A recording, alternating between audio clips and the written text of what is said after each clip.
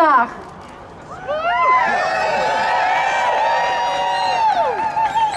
Welkom aan iedereen die gezeik van de genderteams heeft meegemaakt.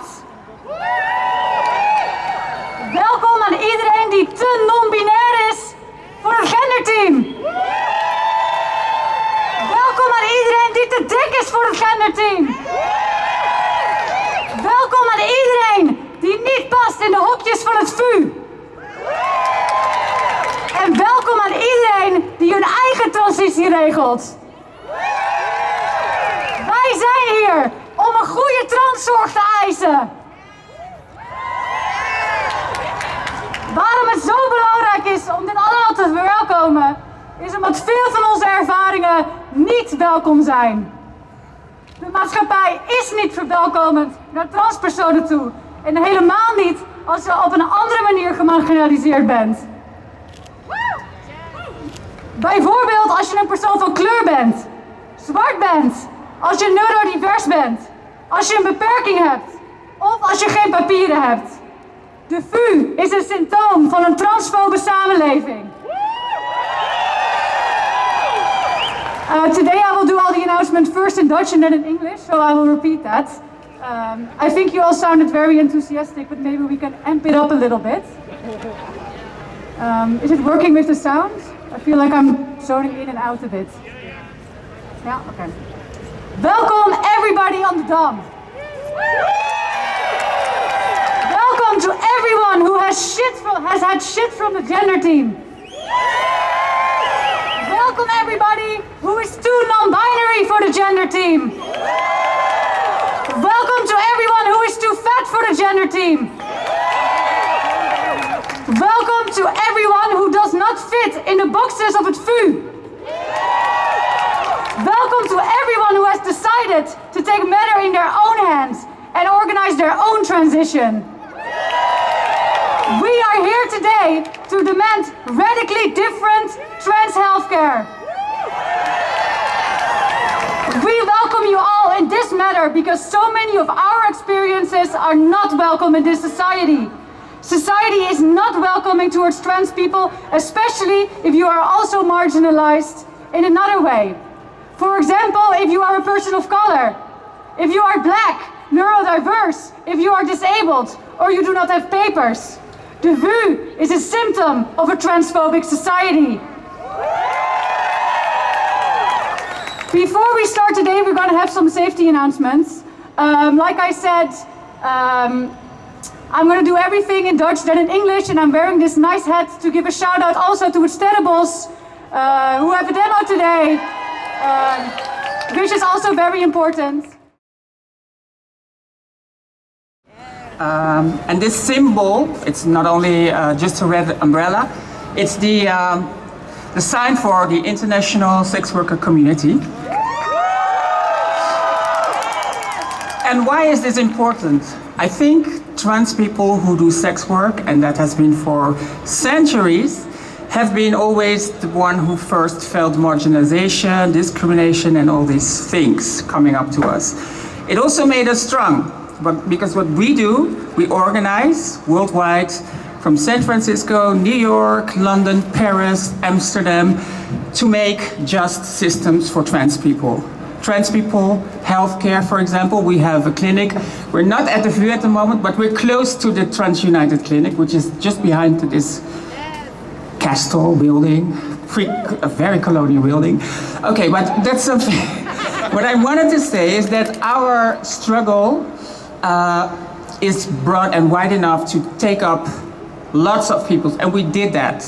Unfortunately, now the clinic cannot run that inclusive because we just have restrictions as well. Now the waiting list is 6 months, but we really focus at the moment on all those people who are in those margins with an example of how trans care can be. It means that we have followed ICD-11, which is the International Code of Diseases, which is really official by the World Health Organization. And everybody listens to World Health Organization, for example, in the COVID pandemic, but we don't listen to them when they talk about trans. And that is fucked up. Okay. My speech is from my community perspective because I think we have lots of important things we can bring to the table when it comes to gender. Myself, I am coming from, my parents and grandparents are coming from the Moluccas, which is a former colony, a slave island as well. And we have very good perspectives on pre-colonial gender. And I myself, I can see in my community that has been robbed away by colonialism. And we want to give all those tools and all that knowledge back to our community. So for us as people of color, BIPOC, sex workers, community, it's vital important to be here for us all. Because things are hidden. Like for example, if you really look in the Bible or the Quran or the Torah, there are perspectives of different gender diversity and sexual orientation. And we have been washed out by our colonizers who made boxes and the binary system. It's their invention. So that's why we give medical support from a non-Western colonial perspective. And we think that is a future for all of us, because now we have to wait on people who are doing first long talks before you can be there. You will be scrutinized, looked at from the heteronormative perspective, and then when you glance and you do a sort of a final exam, you're the trans, and you can become and get hormones and their help. Well, the hospitals are really instructed to give care to transgender people, and not the way we do it.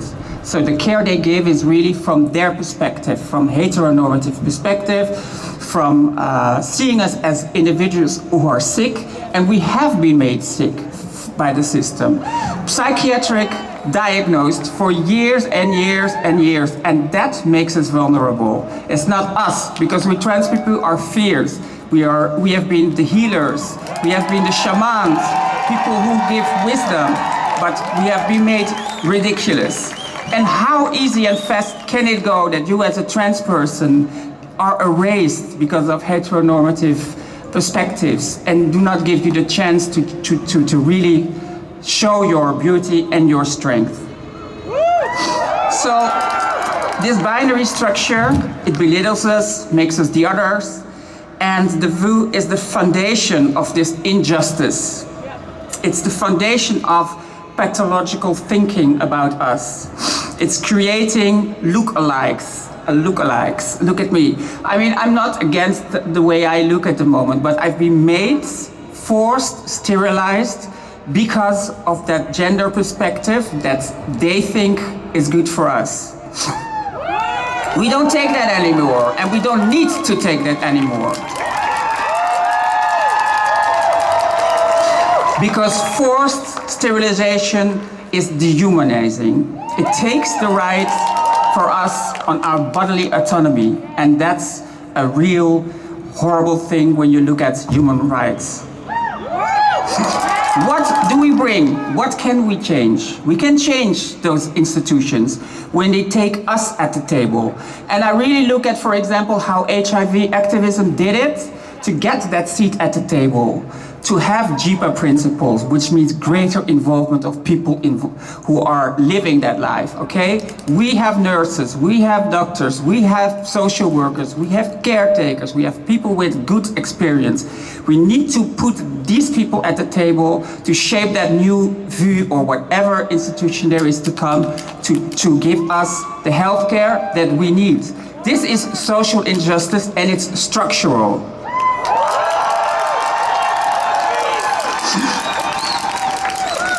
What does this WHO, World Health Organization, ICD-11, International Code of Diseases brings us?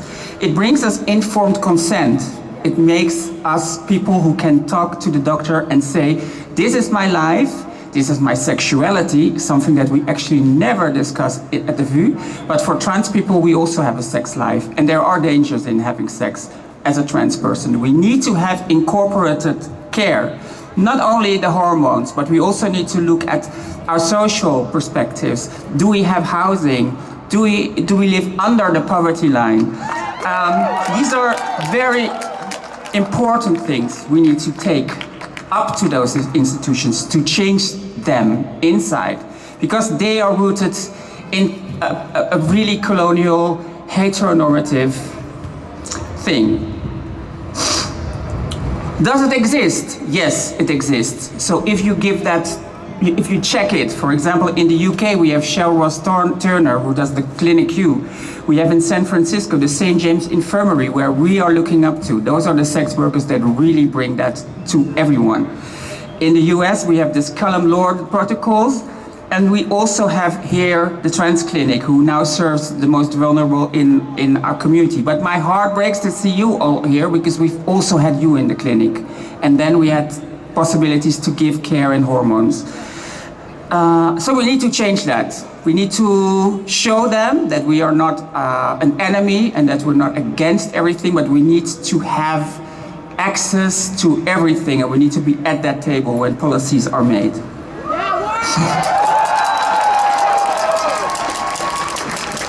So I'm also angry. And why am I angry? I have been speaking in Rome in 2018, I think. It was for all the doctors who do gender care in Europe, the EPATH, and I had held a speech. You can all find it back on EPATH, Adina Bone's speech, and you will find the words exactly what I gave to them in their academic fuck language. They didn't listen. After that meeting, I've been silenced for, I think, 4 days in Rome. Nobody spoke to me. The whole VU team was there. Even the people who have helped me as their psychologists and doctors, they didn't dare to speak. Because what I said was this truth. And we need, as trans people, trans activists, politicians, implement this ICD-11 by the World Health Organization, because it gives us a perspective without psychological gatekeepers, without the notion of us being mentally distorted and being just a person who can be able to look and to wish for their own health and which way it should go. That is JIPA principles.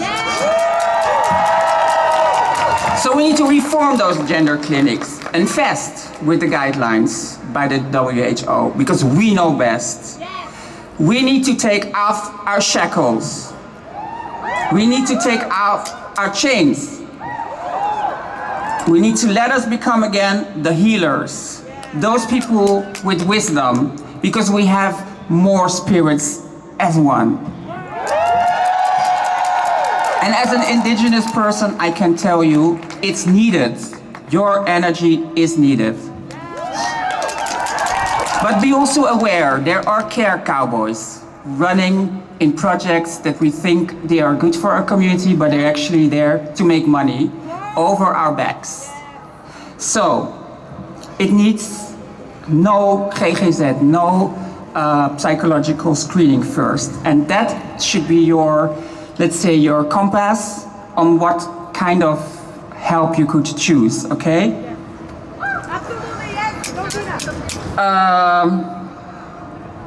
There is poverty, and there is there is a real social problem with trans people, because we are deprived from rights, we are not seen as normal, we cannot thrive at our jobs, we will be pushed away from schools, set out of our houses with our parents, especially in the BIPOC community. I think it's vital and needed to be together sometimes and to feel the energy of trans people together, because we change. Our lives are political every minute of the day. Don't forget that. And then a last thing, there is a gender backlash, and we need to be aware of it. Where does it come from? It comes from religious angles, it comes from conservative angles, and it is there to again take away our normality, the way we speak, and we have been fighting for our rights within the European Union, but also in the UN. It made it possible to have a voice, at least have a voice.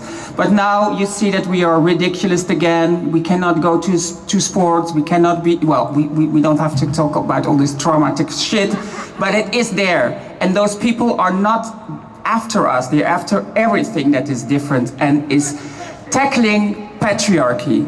And that's what we do. And we need to keep doing that intersectionally with all those different people who feel the same pressure. And we are strong. Look at us here, fucking strong. So take back, fight back. And those power mechanisms that don't allow us to exist are there to be dismantled. So fight back. Thank you.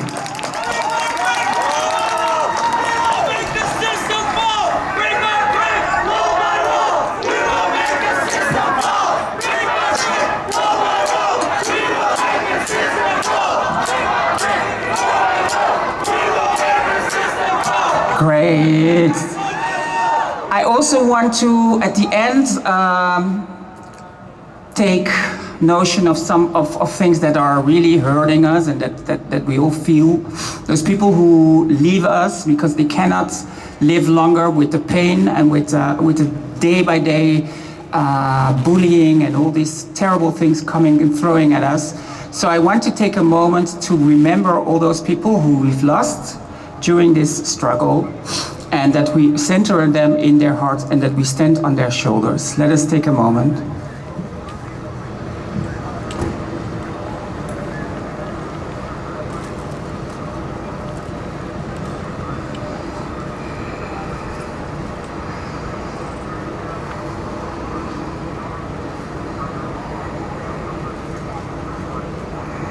Thank you.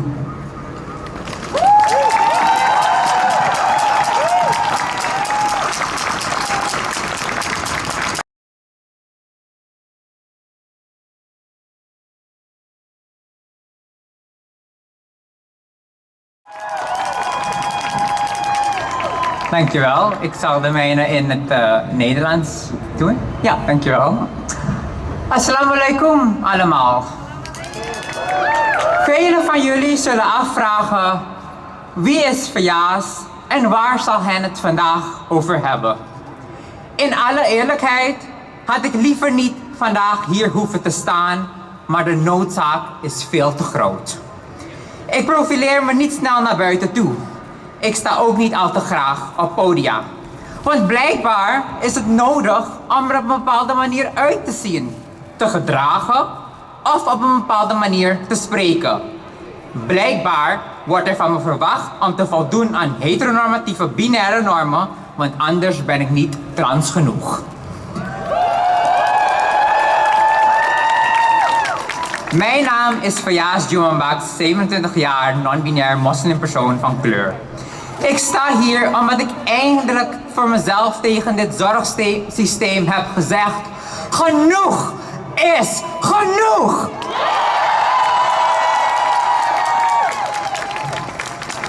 Een zorgsysteem die ons constant uitbuit en die zijn werk niet meer kan doen vanwege allerlei bezuinigingen.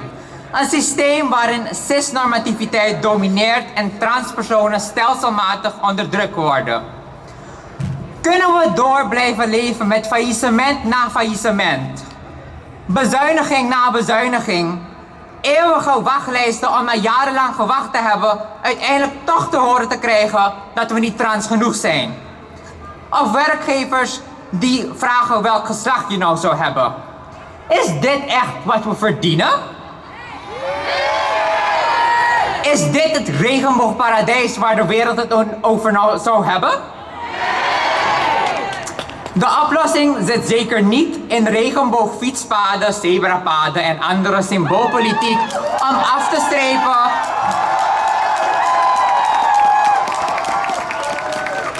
te strepen dat je voldoet aan je diversiteitsbeleid of je subsidie binnen te halen of het NOS te woord te kunnen staan.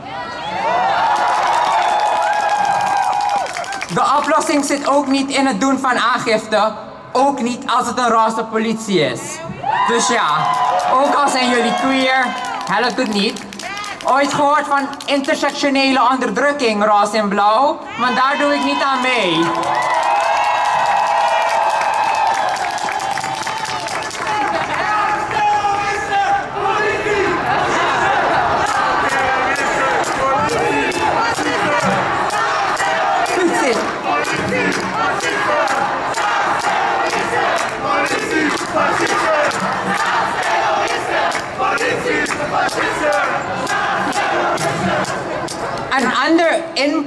impopulair onderwerp.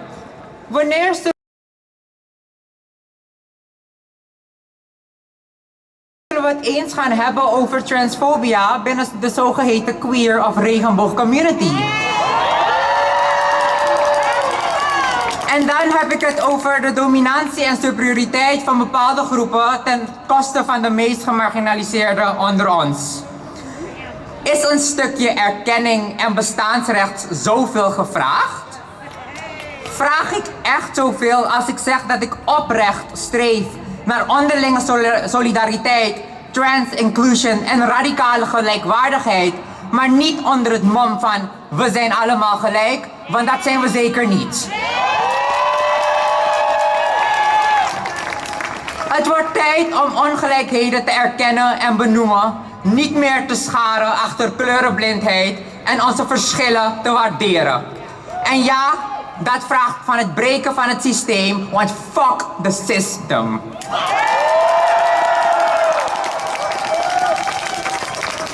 Maar ook acknowledging that people as Marsha P. Johnson and Sylvia Rivera are the fucking frontliners of the queer liberation movement. In plaats van 1 keer per jaar te feesten langs de grachten. Ik weet even niet waar die zijn. Ik ben ontzettend, want ik ben nooit geweest. Ik ben ontzettend dankbaar voor de inzet van grassroots initiatieven, want anders had ik echt niet overleefd en ook niet hier gestaan. Dus shout-out naar Trans United met de Trans United Kliniek in Amsterdam. Shout-out naar Zorg Nu voor het organiseren van deze demonstratie. And shout-out to all the brown and black queer people whose lives are at stake every day just for the fucking fact of who they are.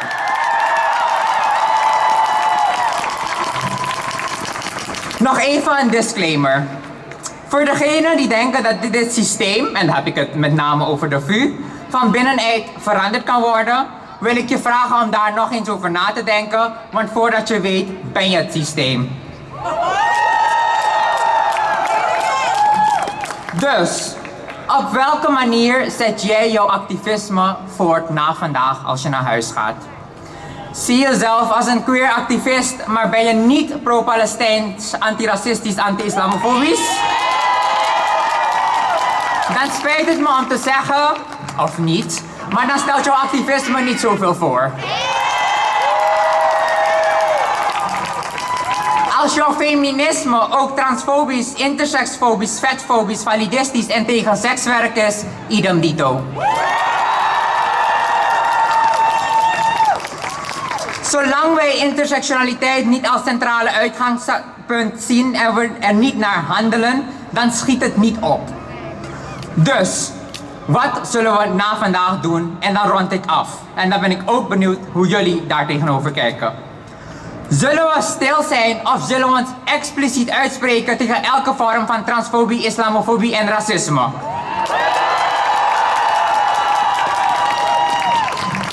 Zullen we de lange wachtlijsten van de VU blijven pikken of gaan we de straten op om resistance te tonen? Zullen we onze collega's aanspreken op problematisch gedrag? Of zullen we meelachen wanneer er homo- of transgrapjes worden gemaakt op de werkvloer?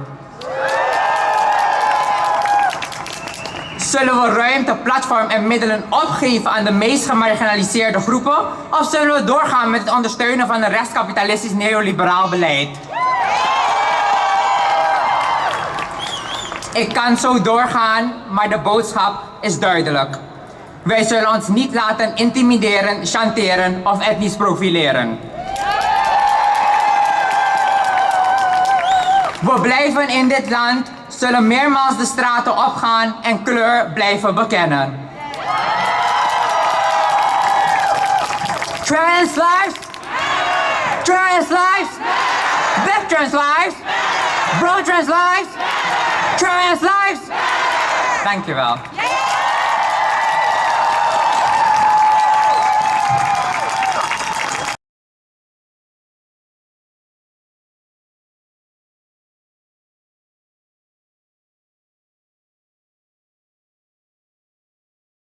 Hoi allemaal.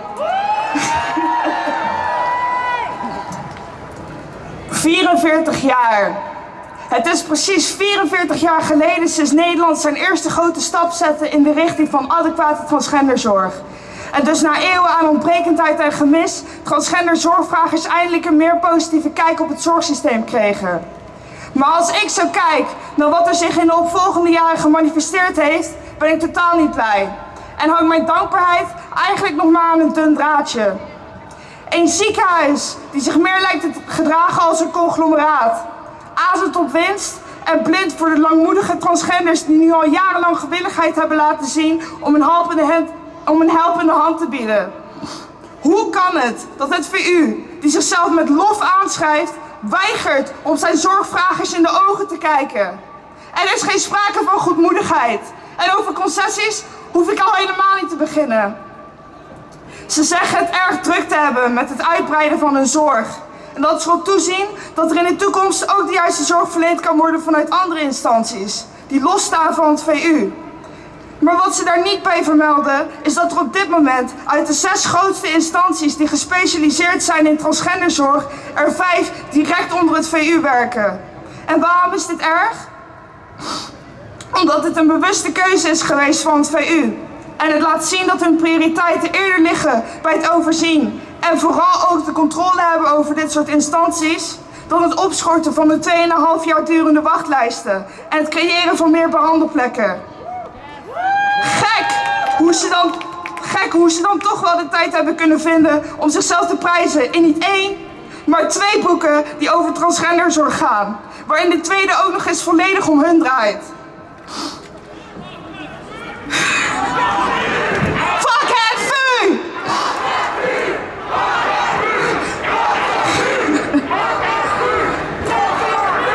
In een veld waar innovatie als een heilige graal wordt gezien, is het VU de dwaas die denkt dat een glas met pis hetzelfde waard is. Wat wil ik hiermee zeggen? Dat het VU herhaaldelijk heeft laten zien dat ze liever stug door blijven gaan in een ouderwetse en problematische behandelmethode dan transgender zorgvragers de vrijheid te geven om hun eigen beslissingen over hun eigen lichaam te laten maken. En terwijl andere landen er al lang op uit zijn gekomen dat het beter is om transgenders volledige autonomie over hun behandelingen te geven, schetst het VU ons door middel van een steenvaste systeem met compleet gebrek aan empathie als infantiel.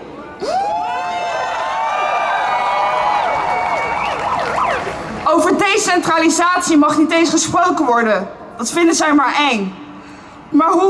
Want hoe zouden wij beter moeten weten welke zorg bij ons past en wat we nodig hebben? Maar van ons wordt dan wel weer verwacht dat wij ons blind vertrouwen bij een psycholoog leggen. Psychologen die zelf vaak niet eens transgender zijn of enige connectie hebben met de LHBTI+gemeenschap.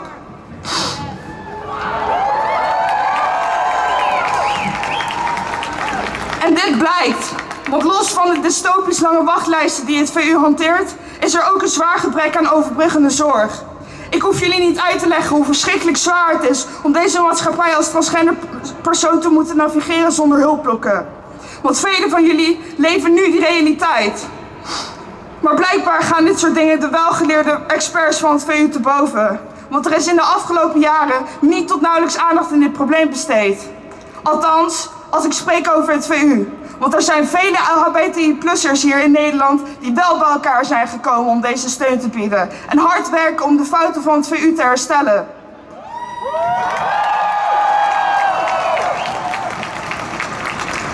Maar jammer genoeg zijn dit alleen niet de groepen waar je naar door wordt verwezen als je weer terugkeert bij je huisarts. Omdat de wachtlijsten van het VU nauwelijks tot niet leefbaar zijn. In plaats daarvan word je doorgestuurd naar een instelling zoals het GGZ. Waar weinig het geluk krijgen om een genderspecialist tegen te komen en velen de verwachtingen op zich moeten dragen dat ze hun eigen behandelaar maar eens gaan onderwijzen omdat ze zelf geen ervaring hebben met transgender zorgvragers.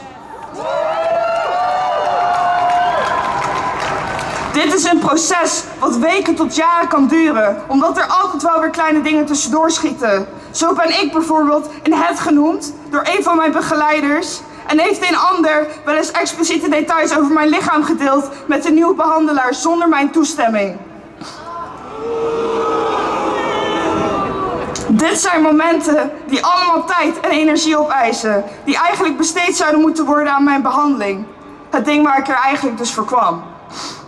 Overigens praat ik hier niet over geïsoleerde instanties. Want er zijn hier vast vele anderen die ook in dit soort triggerende situaties zijn geforceerd door de onkunde van de Nederlandse zorg en per definitie dus ook de onkunde van het VU. En dan wil ik het nog hebben over een groep zorgzoekenden die ik zelf heel goed ken. En ik denk jullie vast ook. De zorgzoekenden die hun leven volledig of deels op stop hebben moeten zetten omdat het ze zonder goede hulp te zwaar werd. Op het werk, op school, zorginstanties en zelfs in onze eigen families lopen wij het risico om gediscrimineerd te worden.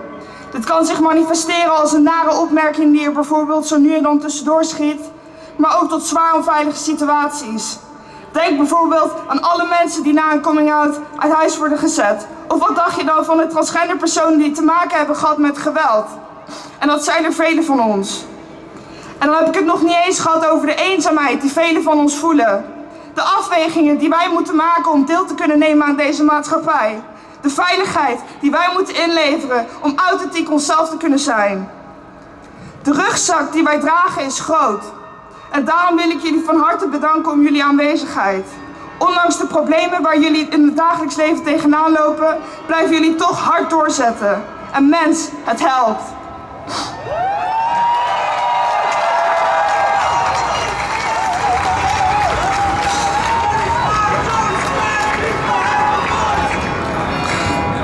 Wij zijn vandaag de toon aan het zetten. Wij creëren... Wij zijn vandaag de toon aan het zetten. Niet alleen voor ons, maar ook de volgende generaties. Wij creëren hiermee voor velen de ruimte om authentiek hun eigen leven te leiden. In volle vrijheid en zonder schaamte.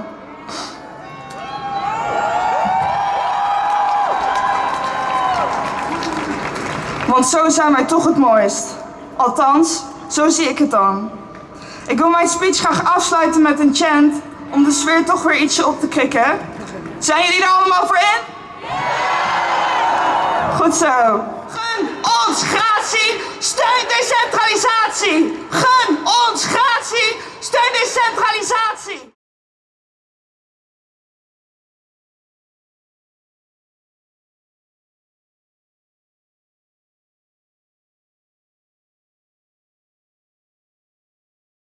Oké, hoi.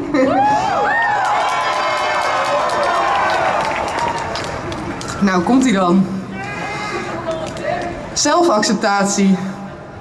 Dat is wat er van je verwacht wordt als je in transitie gaat. Met lange, opdringerige vragenlijsten probeert men erachter te komen of je het wel echt meent en of je jezelf wel accepteert. Maar hoe kun je jezelf accepteren als de medische wereld je afwijst op basis van je gewicht? In Nederland ligt de grens voor genderbevestigende operaties bij een BMI van onder de 36. De laatste keer dat ik een BMI had van onder de 36 was ik 16. En geloof me, dat is niet voor lack of trying. Wie na een jarenlange strijd van zelfacceptatie een genderbevestigende operatie wil, zal zich eerst op de weegschaal moeten verantwoorden. Maar BMI is geen instrument om gezondheid mee te meten. Het houdt geen rekening met bijvoorbeeld verschillen in spiermassa, botdichtheid of ras.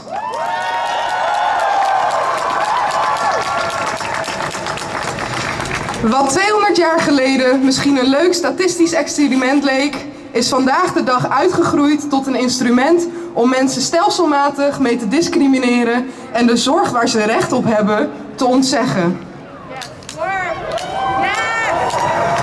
47% van de mensen die gecategoriseerd worden met overgewicht heeft een gezond metabolisme. Let that sink in. 47% van de mensen die gecategoriseerd worden met overgewicht hebben een gezond metabolisme. Hoeveel mensen worden er niet onterecht afgewezen voor levensreddende zorg? Want dat is het, genderbevestigende operaties. Levensreddende zorg.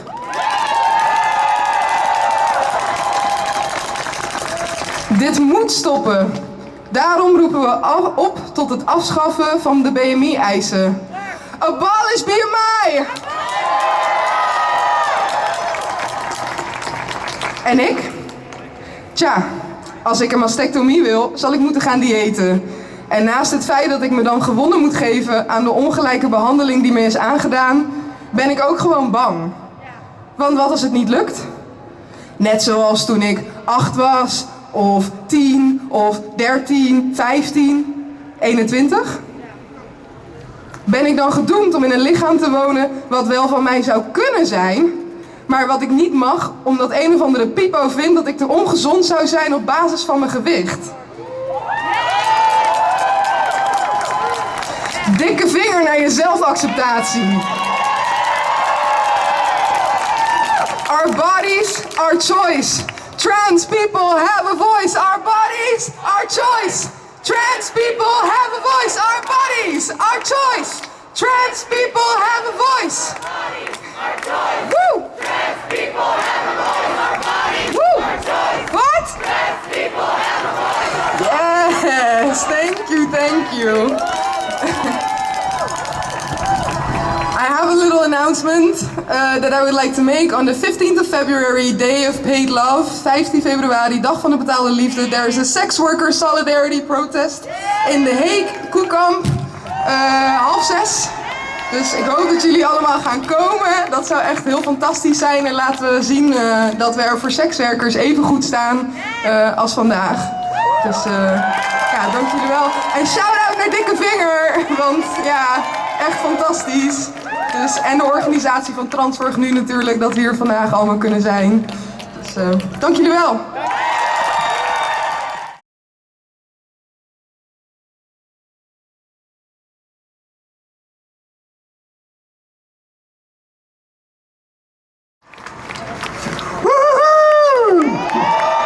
I saw some communist flag somewhere. Hang it up! Hang the socialist dream! Yes! Oh my God! I'm blessed by trans beauty. Look at you! I'm blessed by trans power! How are you, everyone? I'm angry.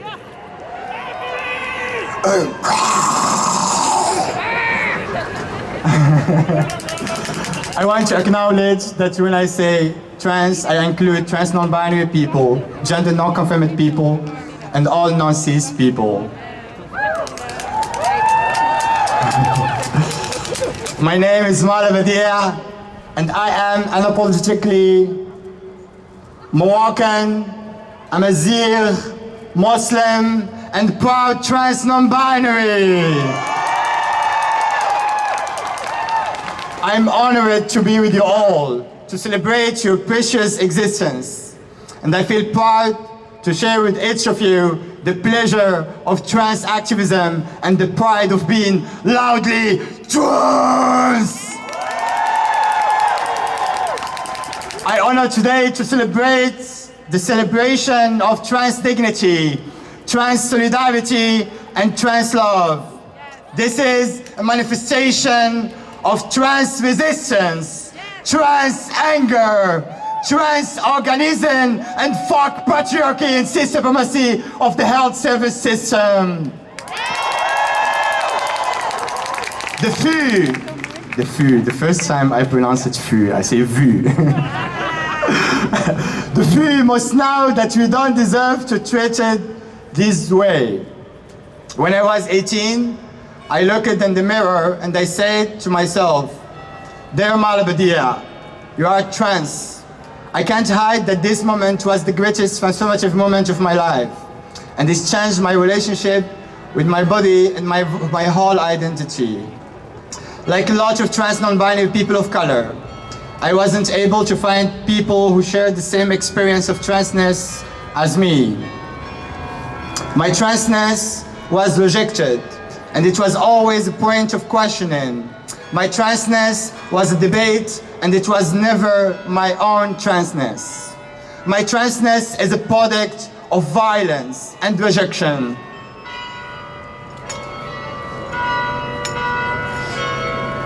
Only my writing, art, and activism opened windows to me to express my transness and to discover my transness and my magic. It shows me that I am beautiful as I am. And made me appreciate that my existence is a cry for liberation. I choose resistance as the holiest form of my transness.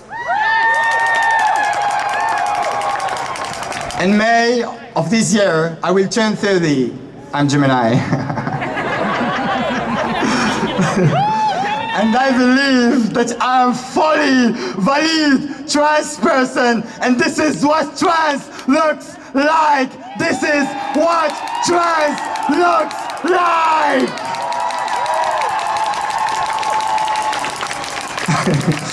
I want always to start my hormone transition and magically transition my body, but I refuse loudly that cis hetero doctors decide how my body will be, and I refuse that cis heteros validate my transness and steal my self-determination. I refuse to go to a GP and tell them about my traumas in my life and ask them to confirm that I deserve to be who I am. I refuse! I have the right to self-determination. Mathematically, I'm waiting for 11 years and still. People need to realize that our trans beings do not start by coming out Monday and magically transition Saturday. People need to realize waiting time and how much is complicated the process of transition. And everyone needs to know, to realize how trans people are forced to live in a way they don't feel comfortable with, and they hold all that fucking pain for no reason. The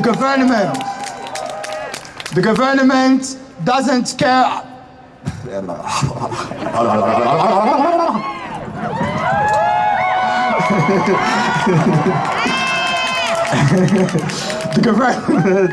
The government doesn't care because they don't understand, and they are constantly and systematically denying our right to exist and denying who we are. And our lives still do not matter. They're trans cuties, one by one. It's not your fault. It's not any of us fault. It is the fault of the cis-binary patriarchal capitalist system. And trans activism is not just about pronouns, but about destroying cis-hetero patriarchal capitalism, and we are on the right side of history and in the process of destroying the capitalist system that oppressed us all, because transness will free us all.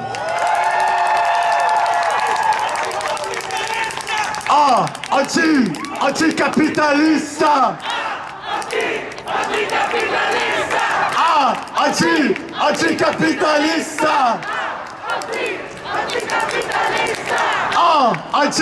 Anticapitalista! Fuck capitalism every day. Our power will design a dream for trans lives over a system that was never designed for people like us. We will abolish the waiting list and make the magical transition possible. Transphobia, yes! Transphobia still exists, and transphobia exists because of the poor treatment we received. We don't deserve this. Including the poor treatment of the healthcare service. We don't deserve that shit. Transphobia manifests itself in long waiting lists. Transphobia is the state ignorance of undocumented trans folks' healthcare. Transphobia is the discrimination against trans sex workers that lead to the limitation of their full dignity and access to their rights, including healthcare service. Transphobia is the anti-migration policy that doesn't allow trans refugees to have full rights and access to trans health care. And colonialism who bring this fucking transphobic shit and laws in our countries in the south, and we are still surviving the fucking colonialism.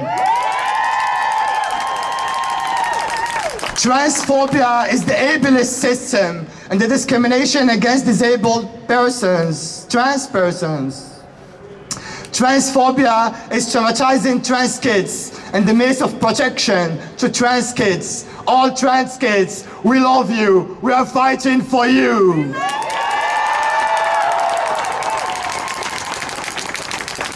I call for more community care and accessible health care, especially for trans people with mental health issues.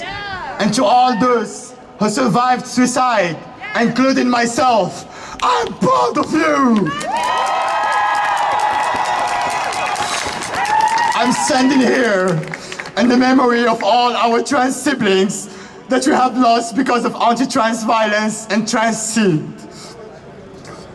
I want to talk specifically about black and trans women of color. We remember Prisa and Angel. We will organize more and more trans dignity marches in the future, and we will protect each other. And radically, we're gonna stop anti-trans violence. And we will call again and again. Black trans lives matter. Black trans lives matter. Black trans lives matter. I will end by saying that transphobia exists. And trans, non-binary, and gender non-conforming trans people should not fight it alone. For years, we were justifying our existence. We fight for our lives. We fight for the right to have a job and education where we will not be abused. At the same time, we fight against the waiting lists. Seriously. Yes. We should not hold all this fucking responsibility alone. This is call out to the queer community and all the people to stand up for trans people right now. No pride for some of us without deliberation of all of us. And there is no justice without trans liberation. I will call, what do we want? And you say, trans liberation. And when we want it? What do we want? What do we want it? What do we want? What do we want it?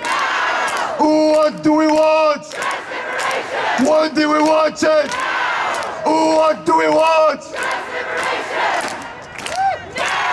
What do we want? What do we want it?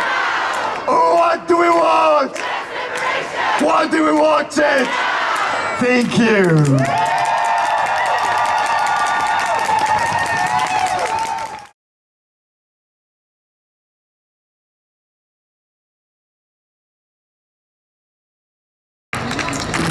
Dan zijn we aan het eind gekomen van deze mooie manifestatie. We willen iedereen dan ook echt enorm bedanken. De vorige keer toen we deze demo hebben georganiseerd in Amsterdam, hebben we opgeroepen voor mensen om ook iets te gaan doen. En daar is dan ook massaal gehoor aan gegeven. Er is een demonstratie geweest in Groningen, in Den Haag, in Leiden en in Eindhoven. We hebben in heel veel steden kunst, stickers en graffiti gezien. Een actie hoeft ook niet altijd een demo te zijn. Dus heb je een idee? Je hebt onze toestemming niet nodig. Maar je kan ons altijd vragen om een beetje ondersteuning. We gaan deze strijd winnen als we dat samen doen. En daarin moeten we niet gatekeepen. Daarin gaan we samen onszelf organiseren en terugpakken wat wij verdienen.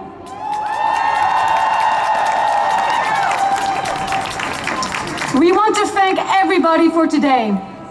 The last time on the demo in Amsterdam, we asked for people to start their own initiatives. And people have done that through the last year massively. There has been a demonstration in Groningen, Den Haag, Leiden and Eindhoven. Yes, that's amazing. Give it up for all those groups working so hard together. Realize that this is a unique moment and a unique opportunity for trans people to meet each other, to empower each other and to stand up together. It is not something that has happened a lot in the Netherlands over the last how many years. This is something that we can be very proud of.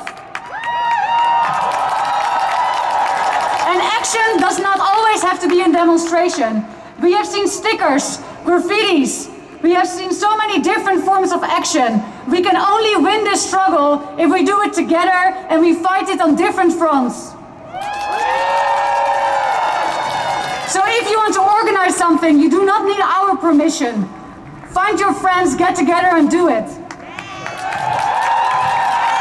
We need each other to build a movement. And while we do it, we need to stand together and give care to each other. Because to fight together is to live together. I want to give special thanks to our sign language interpreter.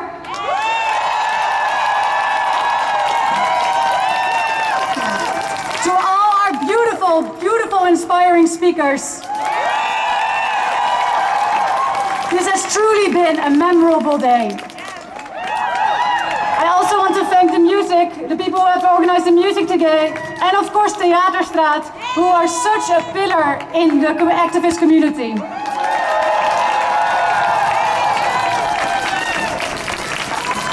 On our Instagram page we said we had 100 t-shirts and they were sold out before the demo.